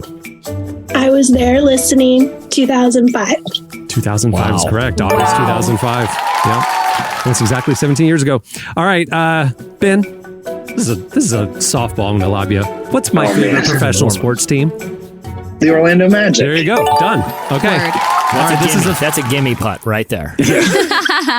All right, Ryan, this is a fill in the blank. Order of the blank. Whoa. Order of the bow. All right. Yeah. See, we're just warming up. A little warm up. Here we go. Everyone has Now 1 point you're at stretched least. out. You're stretched out. You do 1 lap around the track. You're loose. Okay, no pulled brain muscles from here. Okay, That's it. All right, round 2. These are worth 2 points each. Laura, you're up first.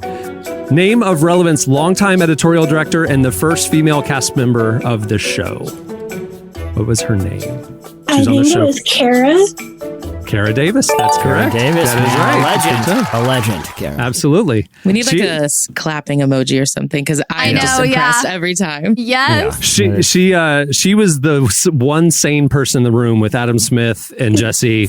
Yeah. Literally would put her head down on the desk when the two guys would just get going on these ridiculous stories. She was my first boss professionally for anything other than Kmart in high school, and Wow.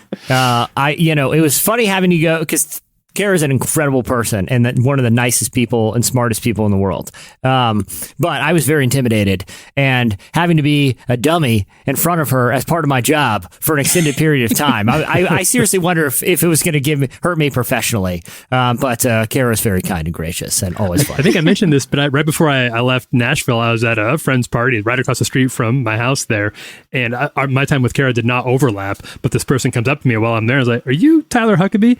That was Kara Davis. I had never met her before, but we just happened to read it at the neighbor's house, ran into each other. And she was terrific and spoke very highly of the direction the podcast has taken since then. Kara, if you're listening, thank you for everything. And thank you for your patience with my hundreds of typos that went across your desk during those years. It's true. All right. Let's see. Who's second? Ben. Here we go. Oh, this is a deep cut, man. I'm sorry. It's a deep cut early on in the game. Yeah, I'm sorry for the hit order him, on this hit him. one. Jesse once told a story of an awkward experience at a movie theater where a worker came in before the movie started and tried selling a chocolatey, delicious treat as a fundraiser. What was the name of the candy? This is really old reference. I don't know. This is not a story I'm familiar with. The only thing I could think would be world's finest chocolate, but I doubt that's what it actually is. Jesse, what was the name of the treat? Toggy bar. Toggy bars. It's a Toggy bars. Toggy bar. Yeah. I'll have a Toggy. Yeah. I'll have a Toggy. I've let everyone down. I'll have a Toggy. It's okay. There's We time. still There's believe time. in you. Shake it off, Ben. There's a lot of rounds coming. You're good. I'm not going to take that personally, but if it happens again, I will. All right. Let's see, Ryan. What was the actual name of the Halloween alternative festival at Jesse's church growing up? Oh my gosh. Killing them. It's something weenie roast is all I can remember. You're circling it. Oh, you're so close. Holy Ghost weenie roast. Yeah, the Holy Ghost Mini Roast. Look at That's right. Oh. There you go. The deep All right. cut. The deep All right. cut. Here we go. This is round 3. We're 3 points each. Okay. Laura, you're up first. The official mode of transportation for the Relevant Gentleman Society. It features one wheel that's larger than the other. Oh gosh. I do not remember what that is called. It's Ryan- also a unicycle, but I know that's not right. You're close. You're one wheel away. You are one wheel away. Jesse, what is it? It was a Penny farthing. Penny Yeah, farthing. there we go. Here we go. The Relevant Gentleman Society, Adam Smith. There you go. Okay. Let's see, Ben. What was the name of the college where in the middle of the night, Jesse just told this story on the show, where in the middle of the night, Jesse fell off the bunk and onto a sleeping host during a college weekend visitation. What was the name of the college? Oh man, I could tell you all about that guy's American flag windbreaker. I can tell you all about how Jesse had to stay with another room because he wasn't allowed to stay with his friends. Oh, you're gonna have to bleep when I said Lord there. Sorry. The bleep's gonna sound way worse, but we're gonna do it. Yeah, we're gonna do it. Was it? I don't know. I was Freedom Baptist College. Jesse, what was it? Elam Bible Institute. It was a university. Because all my friends that went there were like, no, we don't go to college. We go to Institute. No, I'm not Coach Shady. I'm sure it's great. Jesse, right. I apologize. I'll just go home now. You have time. The points keep getting bigger. You have time. Ben, I cannot believe you don't have an encyclopedic knowledge of every minor event in my whole life. It is very, very offensive. Is it because the fans are putting too much pressure on you? Just don't think about them. Block them out. It's true. There's a bunch of them behind me watching this live in studio, and the pressure's getting to me. Yeah, well, as it should. The stakes could not be higher right now, Ben. All right, Ryan, Canadian listener Nick Fruling, in response to our unprovoked rivalry with Canada in the early years, made a he drew and framed a cartoon depicting the continent of North America wearing an item of clothing. The image went viral, no thanks to us, and was called, what was it titled? America, Canada's pants.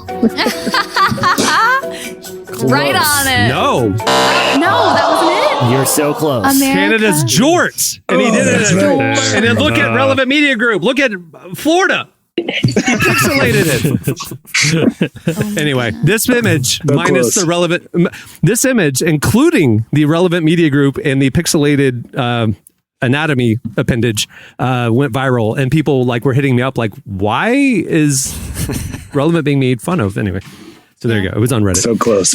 America's jorts. All right, anybody's game. What's the score update before we get to round 4?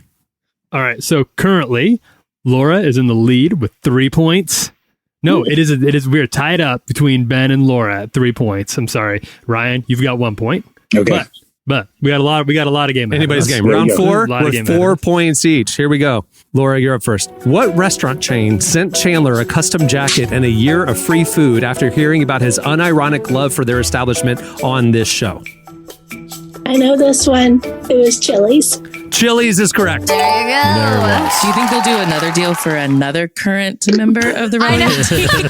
You better talk about it a lot more than you have, because Chandler never stopped talking about it. I literally ate Chili's for dinner last night, so who's ever listening to Chili's, keep it going. Contact keep it going. Emily Brown. All right, Ben, you're up. In the early days of the podcast, I had a one-sided rivalry with what CCM star because of several back-to-back snubbings? Oh, the answer is Toby Mac, but I'm trying to remember specifically what he said in the voicemail because it was even funnier than just the feud itself. But it is Toby Mac. It is Toby Mac. That is correct. The feud was completely one-sided, and his label made him call me. I saw a national number come up, and I did not answer it. It went to voicemail. I listened to the voicemail and said, yo, Cameron, this is T-Mac. Yo, why you got my label's panties up in a wad? That's literally what he said. Never spoken to the man. Totally fair. Yeah. Yep. There you go. Toby Mac. All right. Here we go. Ryan, you're up. Former cast member Tyler Clark went to a dueling piano bar singing competition, like American Idol style, and brought the house down. Though his singing was terrible, his showmanship ended up winning the top prize. We played a clip of it on the show. There was a YouTube clip. It was on the show.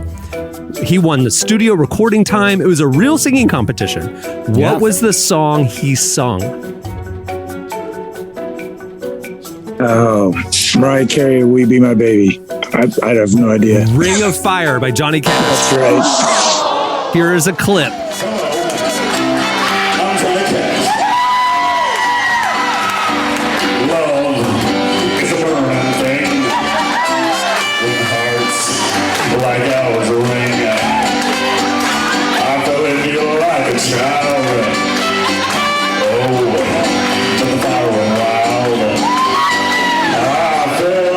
To a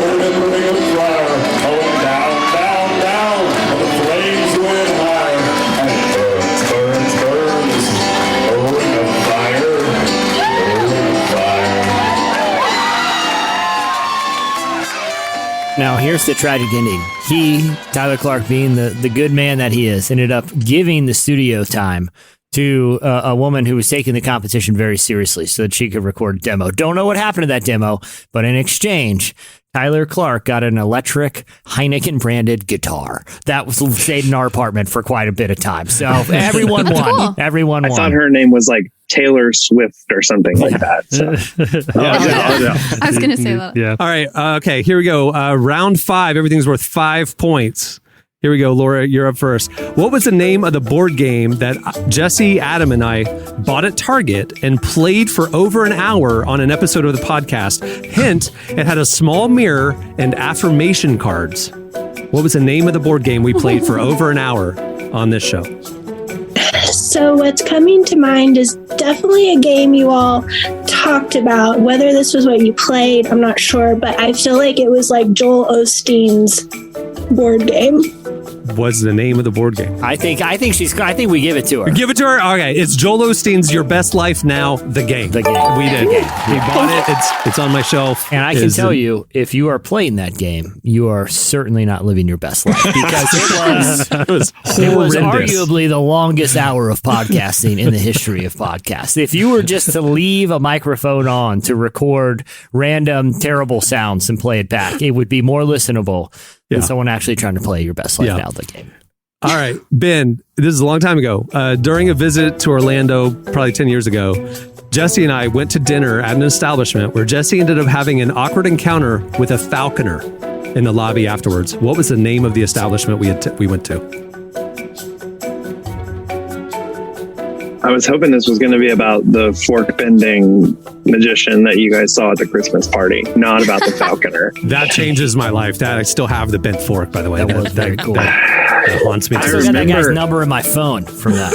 And I think about calling him sometimes. I just want to know, what is it about my questions that keep getting, I mean, it's like the first time I appeared and we were answering questions about Ted Lasso's dog's last name. Like, these games are not for the fan part, Ben. You're a long-time listener. You should know this. I remember this one because this was my first day in the office at this Saturday. No way. And everybody left me there to go to this establishment. That is really fun. Oh, Tyler. I was sorry. Shoney's. I don't have a clue. I'm going to go to Shoney's. There's a falconer hanging out at Shoney's? Actually, I don't know where falconers hang out. Cameron, to be fair, it's Florida. You can bump into someone handling an exotic animal pretty much anywhere. Jesse, where was it? Where was it? It's at Medieval Times, of course.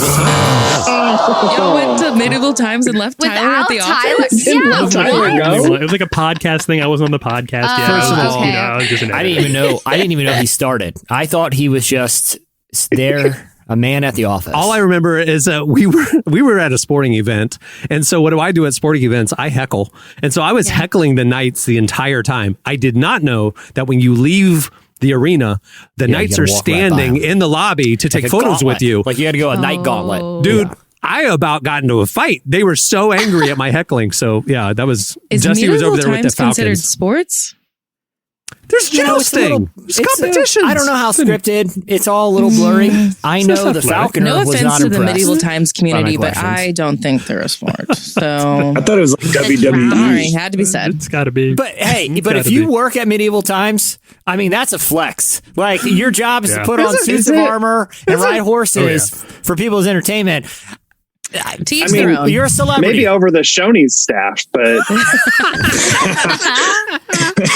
all right. Okay, Ryan, here we go. An actual early 5-star Apple review of this podcast that we ended up printing verbatim on t-shirts and mugs over the years said, quote, "I don't know what's happening, but I like it. But I like it." I own your shirt. Wow, look at that, Ryan. Nice pull, man. All right, 5 points. Okay, what's the score update, Tyler? All right, so we have Laura still has the lead with 12, Ben has 7, and Ryan has 6. Still anybody's game. This is round 6, 6 points each. Here we go. Laura, we'll start with you. According to Adam Smith, this is the most punchable animal in the ocean. Whale shark. Whale shark. Nailed it, Laura. No hesitation, really. Yeah. That's impressive. It's the way she said it was like, trust me, it's a whale shark. Like she's actually done It's it. like she's like Steph just Curry uppercutted from her. half court when he releases the shot and he turns around, doesn't even watch it go through the hoop. Yeah. I He feel just like she was starts treating jogging. this like a round one question where she was like, obviously, how could you not The know whale that? shark has been in my brain, you guys, for 17 years. I get it. His impression, like his voice that he did for the whale shark, 15 Yes. years later, I still think of it if I see a whale I'm shark. going to have to go back and listen. Yeah, I would Yeah. love to know what an impression of a whale shark sounds like. He made him sound like a stupid manatee. Anyway. Yeah, that just keeps whimpering, why are you punching me? Ben, this should have been round one. This is a gimme. If you don't get this, you need to just log off now. Here we go.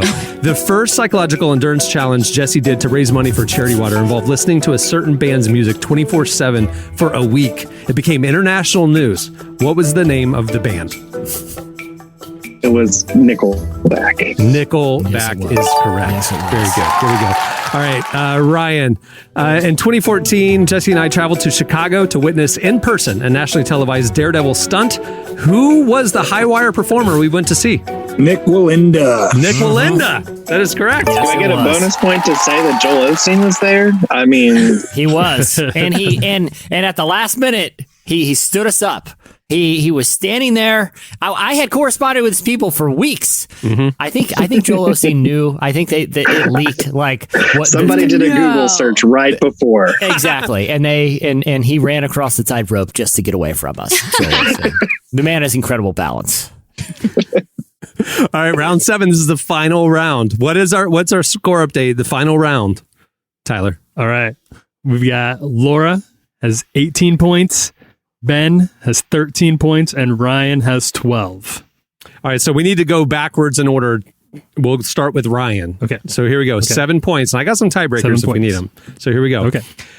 Ryan, a viral image of a small monkey sitting alone wearing a very fancy jacket was taken at what store? IKEA. IKEA is correct. It's correct. All right, Ben, here we go. If you get this, you beat him. Pressure. Okay, here we go. So much pressure. The name of a proposed new political party to be led by Tyler and myself was called, a listener designed a logo, made merch. What was the name of this hypothetical political party? You just talked about this like 2 weeks ago. I can tell you, I can visualize the spot and the road I was when I heard you talking about it again. And I am drawing a complete blank. No, you're so close. Yeah. Let's just say party is in the word, is in the name. Oh, all right. It was it the dance party? The dance party, yes. Dance party. I knew it wasn't Andrew WK's party, but I could not get to it. But it was the dance party. That's right. All right. And for the win, Laura, here we go. What was the name of Jesse's second psychological endurance challenge to raise money for charity water? Some listeners even flew in to join him for it. Yes. What was that This name? was Trapped in the Cage. Trapped in the Cage, where we had to watch Nicolas Cage movies for 24 straight hours. Laura. That is perfect. Laura, you're the winner. You are. Laura, well deserved. Wow. Congratulations. Oh my goodness. She was just pulling strikes. Just one for the other. Guys, I need to say thank you, each of you, for supporting us and listening over the years. It truly, truly means a lot. And I think I can confidently say, it sounds like we've all had a pretty weird 17 years here. I feel like I've been catching up on 17 years of history in the last 20 minutes. How has this podcast been around for 17? Like, there are some insane things. I ask myself that every Wednesday at noon. Genuinely, I ask that question. Genuinely, on behalf of all of my fans who are here and our listeners, I have not missed a week. There were some rough ones in there. I have not missed a week since 2011. And for the most part, they have brought a lot of joy in the midst of a lot of, I don't know, stupidity. So thank you guys for the Relevant Podcast. Thanks for listening. Thank you, Ben. Hey, I do have a bonus one. See if anybody knows this. The name of our annual award show until 2017. Oscars.biz. Oscars.biz Awards. But what was the Oscars.biz Awards powered by? Who was the sponsor? Ooh, Squarespace, right? Nope. Powered by the Home Depot. just like College Game Day. without their knowledge, support, or consent. I had to grab their logo off their website illegally to put it on. It was hypothetically sponsored by the Home Depot.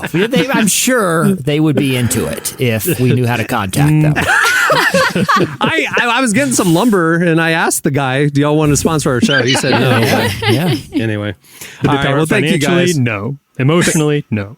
Ryan, Laura, Ben, you guys are awesome. Hey, seriously, thank you guys a lot. Thank you for listening. Congratulations. Congrats to Laura. Well deserved title. Listener of the decade. We will announce it on Twitter after the show comes out. Thanks so much for joining us, guys. That's awesome. Right. Congrats you all on 1,000 episodes. It's really awesome. Thank you. Thanks, Thank Laura. you. Appreciate it. All right, guys.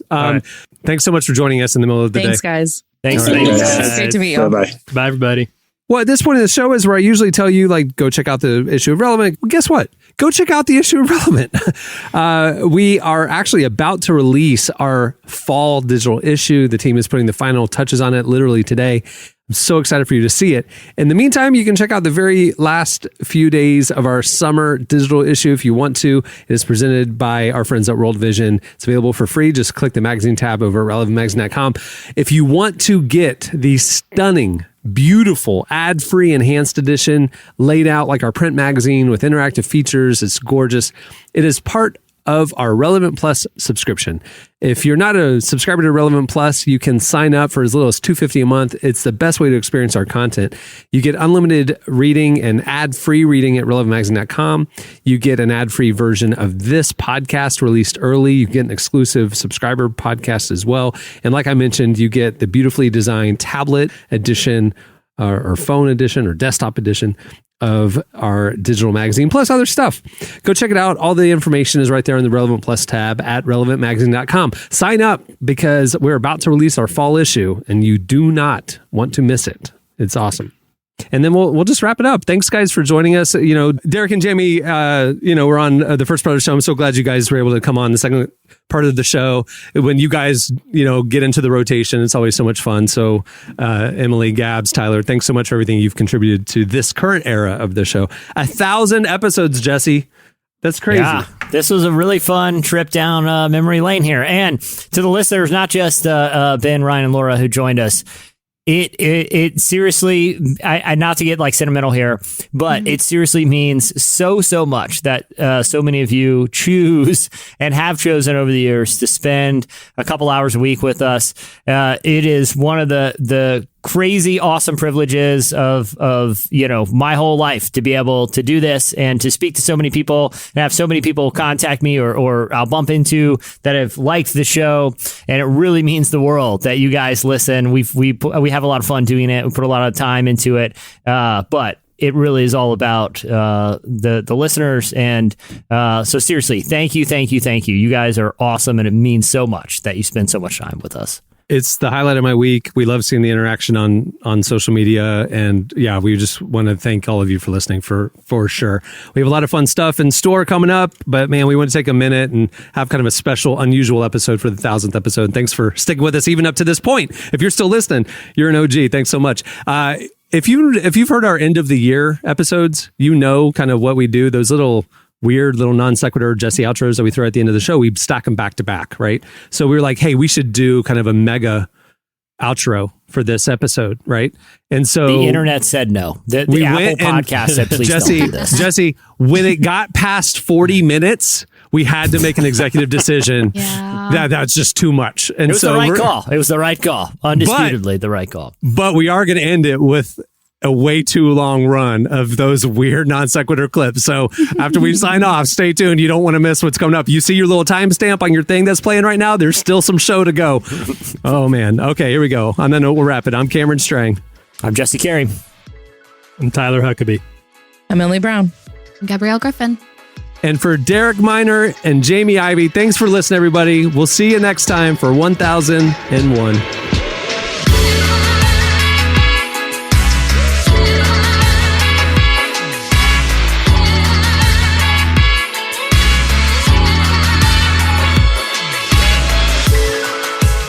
For listening to the Relevant Podcast. Check out our features, interviews, and news updates every day at relevantmagazine.com. And make sure to follow Relevant on Facebook, Twitter, and Instagram for the latest. For more great podcasts, browse the shows on the Relevant Podcast Network, which you can find at our site. And while you're there, don't miss the all-new era of Relevant Magazine. A new issue releases every other month at relevantmagazine.com.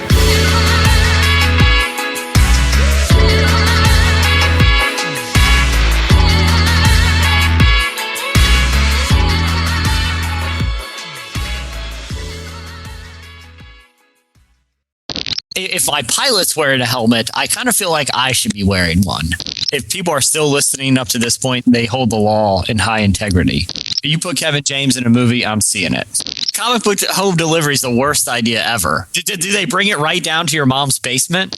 Boom, I just dropped a truth bomb on your head. I could win a game of Jeopardy too. Just give me any smartphone. I would literally have them jump a shark.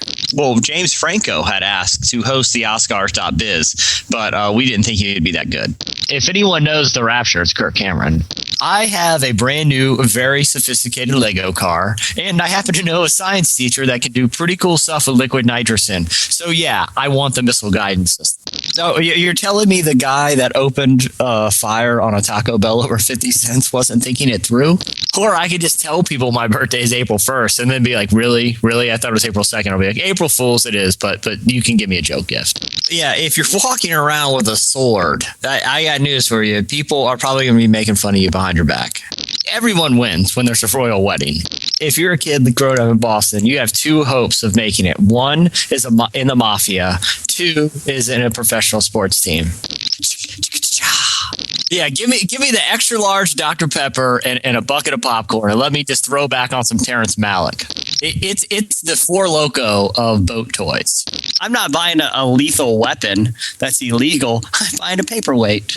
Whenever I go to the ticket counter and they always go, "Are you a student?" I just look at them and go, "I'm a student of life." Fiddle Enforcers is a .gov. There's a new sheriff in town now. You know, I mean, what's wrong with liking Phil Collins? You tell me. I was going to say, if there's any veterinarians listening, please tell us. But veterinarians would have stopped listening to this podcast long ago. Talk about a morale booster. Like, man, the economy got you down. How about this climate change stuff? There's a lot of woes, but you might win a space shuttle. I've had it with this stuffy old town. Down to the warehouse for a dance-off. I'm pretty familiar with the Destiny's Child catalog, so... Dang it, my indoor soccer match is about to start. Get out of the way!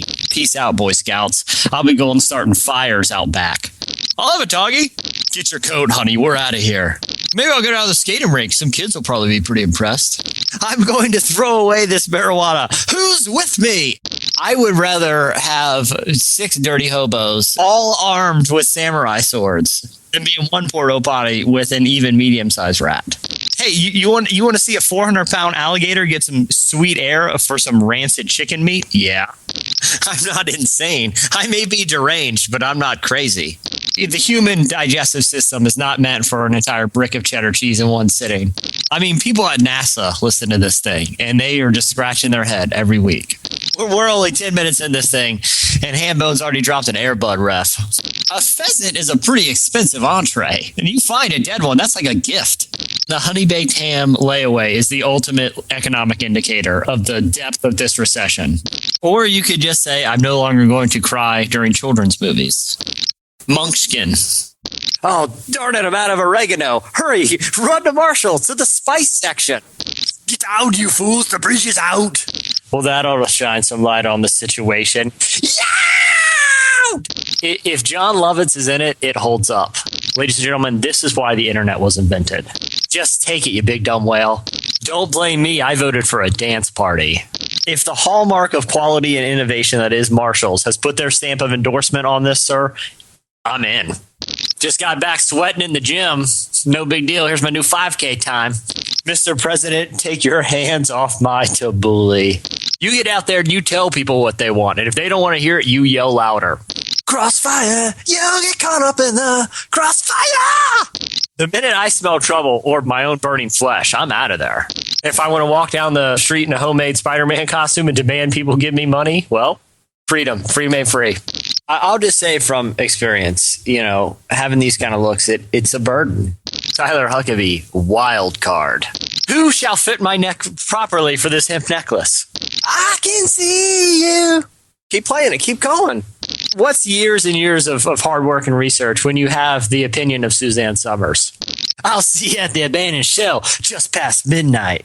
Jack. What's the deal with warp whistles? You miss like half the game. Feathers and denim, not a good combination. Doesn't breathe well. Cheese. Do you have any alien cheese? I would love some. Call the Secretary of Health. Have him draft me a certificate. You were invited to the Law Log Lodge? I've made a huge mistake. Someone help me. The Falcon's out of control. That's why I don't like the Olympics, because we got our own sports we invented. I believe in freedom, what motorcycle represents. If I want to get on a hog and just tear through town, Uncle Sam ain't stopping me. You know, if you don't own your .Christmas, you're really not looking out for your online security, guys. The simple games you can play with pen and paper, tic-tac-toe talk. You could spend an afternoon watching LARPing videos on YouTube. I know from experience, dude. Mackle, what's his name? And Busta, who's that? I wish clowns would come to my door and ask to do household chores. Are you watching Murder, She Wrote? You've arrived when there's a 3-ton mammal doing a choreographed dance routine to music you composed. What are you wearing, hot shot? That guitar riff was a weapon of mass destruction. Your Honor, send me and my son away to prison. Ship us away. But whatever you do, please don't let the Boy Scouts eject us. TMI. Giving shows a physical display of affection. It's just getting me nowhere in this balloon animal job. We've just ran some numbers. Once again, we have several bounce checks from you. Someone's not getting a 3D business greeting card. Your comments are not appreciated. Where's my other shoe, Eddie? I'm fully dressed and staring at other people, so I'm out of my comfort zone a little bit. Other firework names include Up in Smoke, Big Red One, Shriller, Phantom Sea Blue Candle, Flaming Spear, Silver Salute Head Bomb, 90-second Crackling Assault, Hocus Pocus, Pyrophrenical, Vector 9 Rockets, 8-second Ride, Corruption, Delirium, Horseshoe Crab, and Delta Fire. Have a safe 4th of July, kids. When I do a podcast, I leave it all on the court. I would hate to see any of them get glassed in the future. Also, I'm always the banker and I steal money, and no one expects that from the thimble. I got one of those Ricola horns. Help me. I guess you could say he really blew it. Ah! Well, the lyrics is what it's kind of... I love it. 5 stars. I feel so around. Help me, cold doctor. And now Jim Slater with weather, Andy Katz with sports, and Tom Rinaldi, who measures food all day. I'm becoming someone who actively pollutes, just to spite Captain Planet. I want a chimp that's always the size that if I put him in a Sherlock Holmes outfit and give him a little magnifying glass, I know there's no danger of him mauling me. Make a funny Smash Mouth song or I'll kick this dog over. I could never fall in love with a Billy Bass, I'll tell you that right now.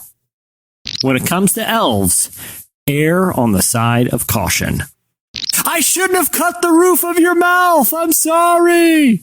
Jesse Carey Esquire, C-Law, in case you're wondering. You could get murdered out there. Does it have an extender pole? Because that way it's just a very skinny, limbless version of me. Guys, I swallowed 7 quarters this morning. Yeah, you don't want to go full Kirk. People are a little sketched out by full Kirk. Yeah, what do you have, a bass doctor come in? Cameron, I need you to create a balance beam over that roaring fire you have. I'm going to inflate the unicycle tire. I'll be back. I feel like the main story is here. This poor millionaire is getting ripped off on avocados. They didn't even spice it. They just cut it over and a bunch of pepperoni sticks fell out. I grabbed it by the horns, wrestled it, disemboweled it, and slept in it for a week. That's how I feel about life right now. And they need the riot gear because every once in a while we'll catch one right in the plexiglass face, and it's disgusting. So there's a family and the mom has a glass eye. That's what you need to know.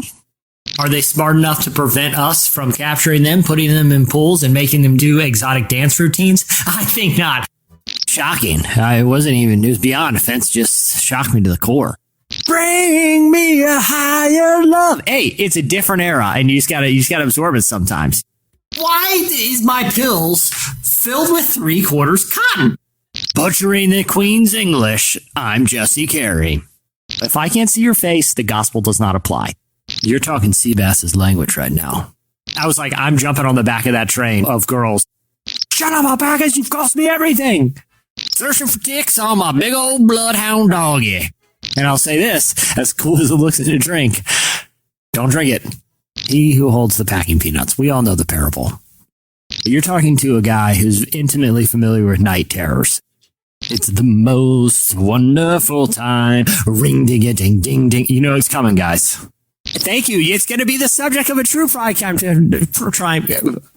Mommy, why don't we celebrate Halloween? Handsome! Next one. Oh!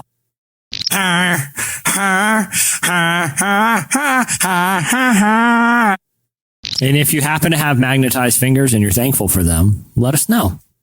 Is gubernatorial? Am I saying that right? You know, I was expecting to be teased there. If I feel like the right thing to do is scream at a bunch of kids, I scream at them all the time. More of you in my life. But sometimes he'll get you into some fun stuff. A clear violation of monkey law.